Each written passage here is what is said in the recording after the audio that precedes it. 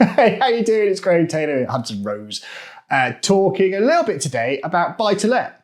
Now, I thought I'd done a video on buy-to-let before, and it turns out I don't think I have. So I'm not quite sure why I've completely neglected this huge part of what we do day in, day out. But hey, that's how we roll at Hudson Rose, so never mind. Right, buy-to-let's a massive topic. Okay, we could spend all day, do multiple videos about it. So I'm just going to focus on a couple of key points today from questions that probably a lot of people might not know the answer to. Certainly questions we get asked a lot when it comes to buy-to-let. And those are affordability on a buy-to-let, how much you can borrow, how does it work, right?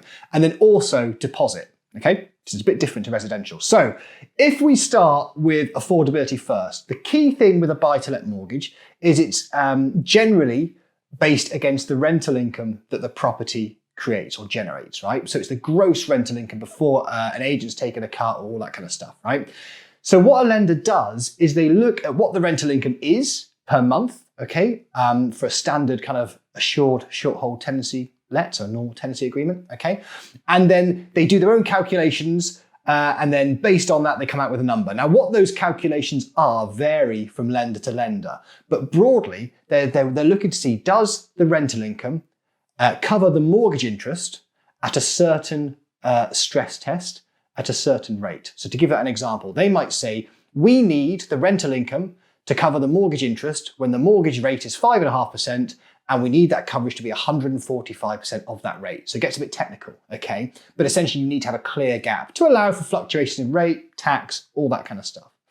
Now, there's different rules that apply to limited company buy-to-lets and individual names. We won't go into that just now. And suffice to say that all lenders do it slightly differently, okay? But if you're looking into buy-to-let and you're looking at properties, the one thing you need to know to work out whether your mortgage is affordable is what is the gross rental income. So ask the agents when you're going around if that's what you're thinking of doing.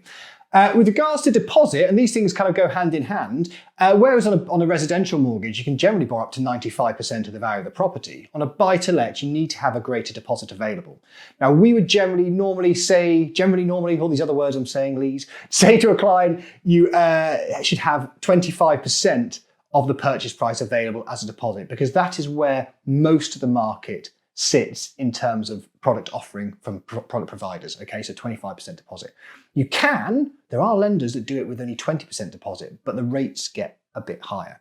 Also, nowadays, what you find is because of the stress test they do with the rental income to work out what you can borrow, because they're quite hardcore compared to where they used to be, although the theoretical maximum is 75% of the property, you need to have quite a strong rental income to get that amount. So what you need to do is find out the rental income, work out if you've got at least 25% deposit, come and speak to us. We can then work out based on your situation exactly how much you can borrow, give you some indicative terms. And if you do all that before you start making offers on property, you know where you're going to be. So that is a brief introduction to buy-to-let, our first time we've ever ventured into the buy-to-let space on our videos, but we do matters of it actually day in, day out. So if you need any help with your buy-to-let, be it portfolio, one-off, limited company, all that kind of fun stuff, give us a call, 0330 122 9920, or check out our website, which is www.hudson-rose.co.uk. I'll see you soon. Cheers.